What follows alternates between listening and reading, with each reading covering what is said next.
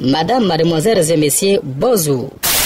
Apogée TV, actualité et info à tous les étages. Actualité et info à tous les étages. Ouvrez bien vos oreilles, ça va cobasser. 3, 2, 1. Amis de la presse,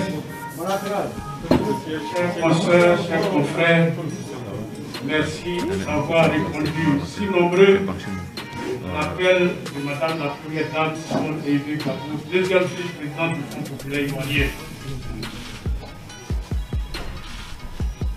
Vous connaissez la situation sociale et politique de la Côte d'Ivoire puisque vous en rendez compte chaque jour. Un virus appelé Covid-19 sévit. Mais en dessous de ça, des hommes politiques font des actes qui fragilisent la nation et qui font peur. En face, les leaders d'opinion ont le devoir de réagir. Madame la Première Dame Simone Evé Kabou, nous le savons tous, est leader d'opinion nationale et internationale.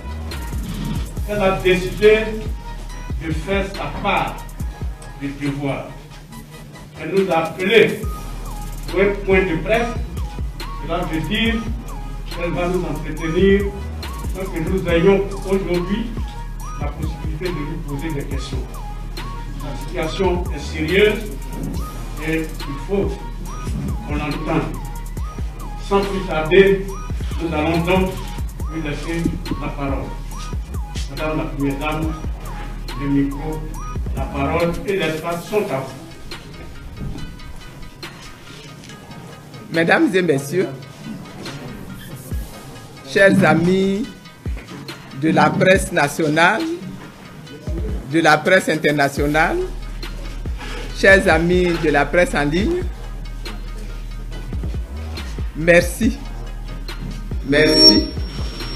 énormément d'avoir accepté mon invitation à ce point de presse. L'heure est grave.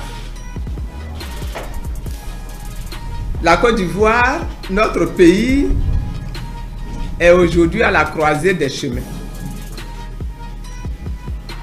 L'avenir s'assombrit de plus en plus, ce qui ne manque pas d'angoisser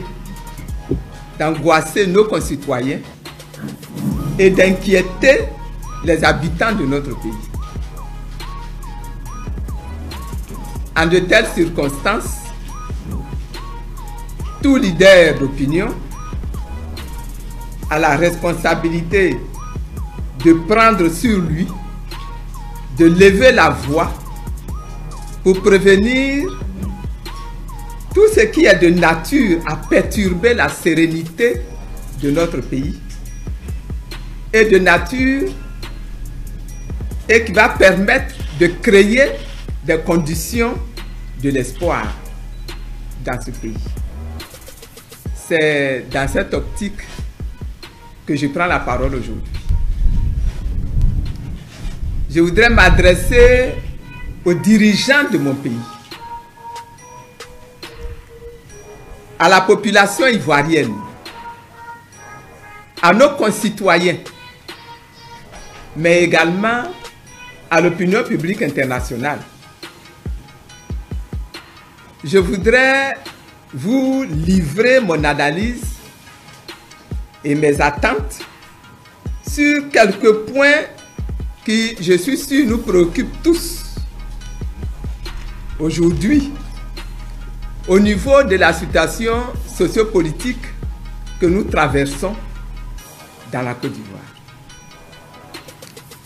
Je suis interpellé par deux choses. Premièrement, le nom du président Laurent Gbagbo a été rayé de la liste électorale.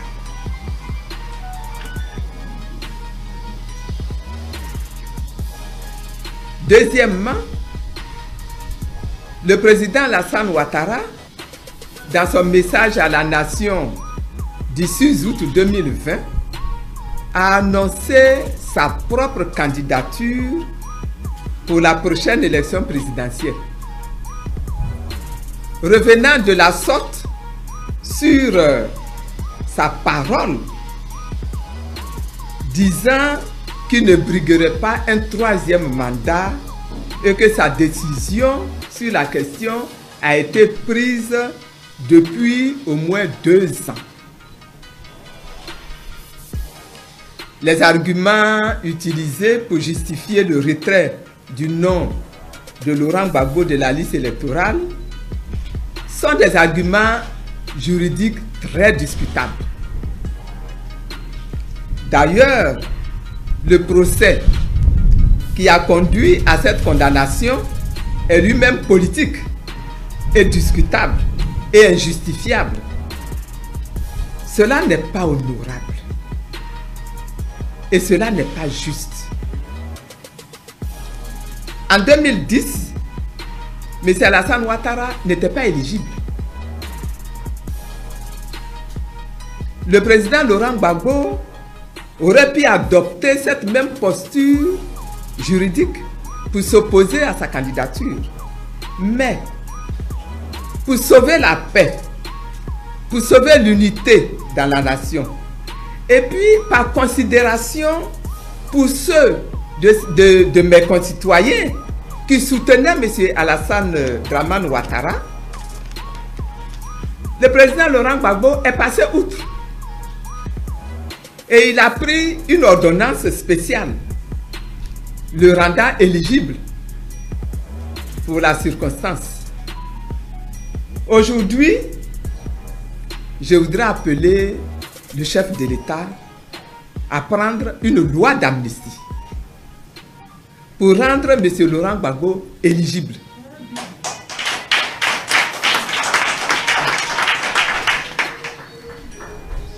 Que ce dernier décide de candidater ou pas, qu'il soit éligible. Je l'invite par ailleurs à lui délivrer un passeport diplomatique. Il y a droit. Et dans la foulée de la consolidation de la paix dans cette nation, qui a trop souffert et qui ne veut plus souffrir, qu'il libère les prisonniers militaires et les prisonniers civils de la crise post-électorale et qu'il facilite le retour sécurisé des milliers d'exilés. Il est évident qu'il n'est pas besoin d'attendre plusieurs mois pour prendre une telle décision qui s'avère nécessaire pour la consolidation de la paix actuelle et la facilitation du processus même de réconciliation dans notre pays. Qu'il réinscrive sur les listes électorales M. Blé Goudé Charles et pourquoi pas M. Soro Gbafori Guillaume.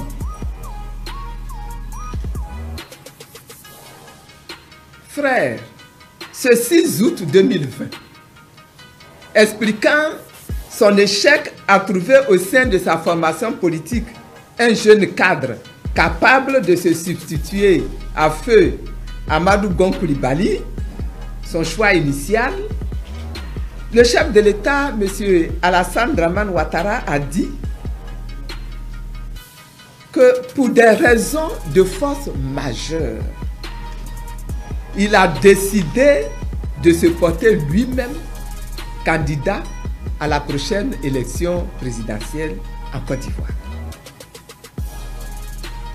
Il n'est pas juste que M. Alassane Dramane Ouattara, leader du RHDP, rende toute la nation ivoirienne comptable de son incapacité à trouver au sein de sa formation politique une personnalité capable de porter le flambeau de son parti pour l'élection présidentielle à venir. Je rappelle que toute l'opposition lui demande de façon consensuelle et depuis plusieurs mois de s'accorder le temps de traiter les contentieux liés à ces élections. Il lui est donc encore possible de prendre toutes les dispositions pour pouvoir investiguer plus encore au sein du RHDP afin de trouver le candidat idéal qui ne sera pas lui, le candidat idéal de sa formation politique. Pendant ce temps-là, on tiendrait des rencontres de concertation nécessaires pour réformer la CEI, pour auditer la liste électorale, pour revoir le découpage électoral, pour réexaminer le code électoral. Dans les dernières modifications, l'augmentation par exemple de la caution à 50 millions de francs, l'établissement des parrainages, autant de décisions prises par ordonnance ne sont dues qu'à la seule décision du chef de l'État. Il est bon de rappeler que la candidature de M. Alassane Ouattara est anticonstitutionnelle. Nous le savons tous d'ailleurs, cette candidature viole la constitution ivoirienne. Au moins en son esprit, tel que formulé par les auteurs même de ce texte. Et en cela, nous ne disons rien de nouveau, puisque ses très proches collaborateurs, notamment l'actuel ministre de la Justice, M. Sansan Kambilé, son conseiller spécial en charge des affaires juridiques et institutionnelles, M. Cissé Bakongo, de surcroît lui-même membre du comité des experts commis à la rédaction de la Constitution, de la nouvelle Constitution, se fondant sur l'article 183 de la nouvelle Constitution, se sont attelés à expliquer à l'Assemblée nationale et sur les plateaux télé que du point de vue de la Constitution actuelle, il était impossible à M. Alassane Ouattara de briguer un troisième mandat. Pour mémoire, en 2019, défendant le texte de la Constitution à l'Assemblée nationale, le ministre de la Justice, M. Sansan Kambilé, s'adressait à un député en ces termes, et je cite, « Monsieur le député, en fait, vous subodorez que le président de la République entend être candidat en 2020. Monsieur le député, son Excellence, Monsieur le Président de la République, a toujours dit qu'il ne sera pas candidat en 2020. C'est un homme de parole. Et je tiens à vous rappeler, je pourrais vous démontrer comment il lui sera impossible d'être candidat en 2020. Fin de citation. Déjà, en 2016, M. Cissé Bakongo, à l'émission politique de la chaîne 7 Info, s'était voulu rassurant sur la question du troisième mandat du président, en déclarant ceci, et je cite encore, « Mais c'est clarifié. Il est dit que le président de la République est élu pour 5 ans. Il est rééligible une seule fois. Le président de la République a été élu sous l'égide d'une constitution actuellement en vigueur qui s'applique à lui. Le comité des experts l'a dit le samedi dernier à l'hôtel Pullman. Le président de la République est le garant de la légalité constitutionnelle. La constitution actuelle lui interdit de se présenter à une troisième fois. Il ne faut pas considérer que la nouvelle constitution va balayer tous les effets de l'ancienne constitution. Jamais. Ce n'est pas comme ça. Sinon, ce serait le chaos. Je ferme la citation. La même année, à l'émission Le Talk de la chaîne Africa 24, à la question « Est-ce que la Constitution, dans cette nouvelle mouture, donc on ne parle plus de l'ancienne Constitution, la Constitution, dans cette nouvelle mouture, donne la possibilité au président Alassane Ouattara d'avoir un troisième mandat. M. Cissé Bakongo a répondu sans embâche, et je cite, « Non. L'article 183 de la Constitution dit que la législation en vigueur, au moment de l'entrée en vigueur de la nouvelle Constitution, reste applicable. » En d'autres termes, l'article 35 de la Constitution de 2000 prévoit que le mandat du président de la République était de 5 ans, renouvelable une seule fois. Et je ferme la citation. Donc, la candidature de M. Alassane Ouattara n'est pas recevable. C'est ce qui doit être et rien de plus. Un chef de l'État ne peut pas se dire et se dédire, surtout devant la nation. Le respect de la parole proférée, de la parole donnée, le respect des engagements pris doivent plus que jamais être observés en politique. Je comprends donc la vague de mécontentement et de protestation observée par les hommes, les femmes et les jeunes dans plusieurs villes de la Côte d'Ivoire. Je comprends la frustration de notre jeunesse et de nos concitoyens. J'invite par conséquent les forces de l'ordre à encadrer les différentes manifestations des populations.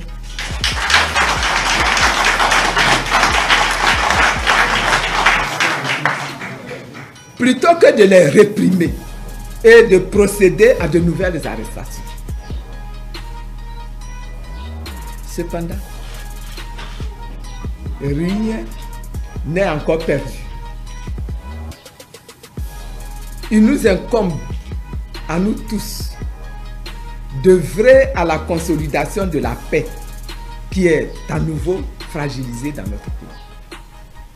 Levons-nous tous, de tous les partis politiques, je dis bien de tous les partis politiques, de toutes les obédiences confessionnelles, de toutes les régions de la Côte d'Ivoire et bâtissons ensemble une Côte d'Ivoire forte, une Côte d'Ivoire juste, une Côte d'Ivoire apaisée et une Côte d'Ivoire réconciliée.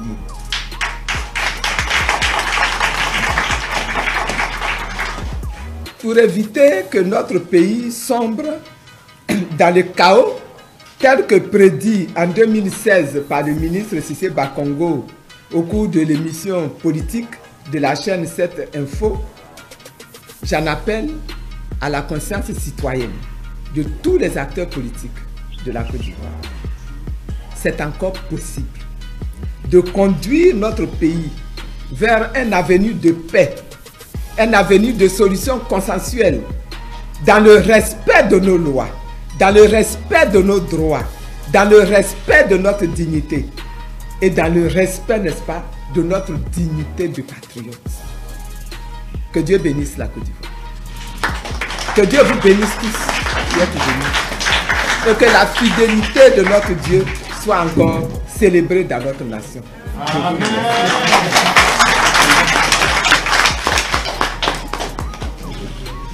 Merci à Madame Simone Léger Babo. Nous allons la laisser se retirer.